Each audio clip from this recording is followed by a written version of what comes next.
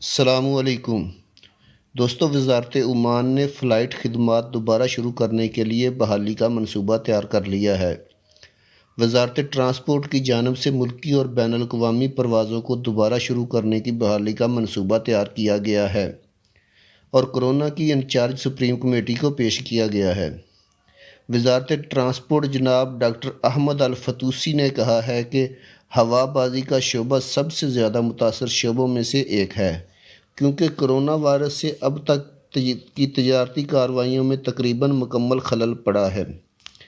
Public authority of civil aviation نے ایک بحالی کا منصوبہ تیار کیا جو ملکی اور انٹرنیشنل پروازوں کے لیے مخصوص طریقوں کے ساتھ سپریم کمیٹی کو پیش کیا گیا تھا، لیکن ہوائی ٹریفک کو دوبارہ شروع کرنے کا فیصلہ دستیاب اعداد و شمار کی بنیاد پر سپریم کمیٹی کے پاس ہے۔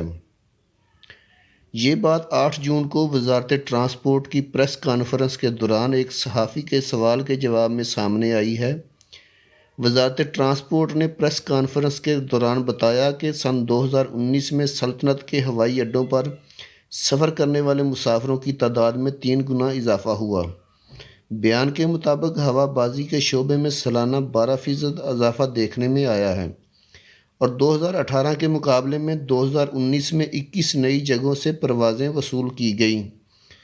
انہوں نے مزید کہا کہ عمان ایئر کے لیے براہ راست بین الاقوامی مقامات کی تعداد 42 سے 55 ہو گئی ہے۔ دوستو، ویڈیو اچھی لگی تو لائک کر کے چینل کو سبسکرائب ضرور کر دیجیے گا تاکہ آنے والی انفارمیٹو ویڈیو آپ کو مل سکے۔ اللہ حافظ۔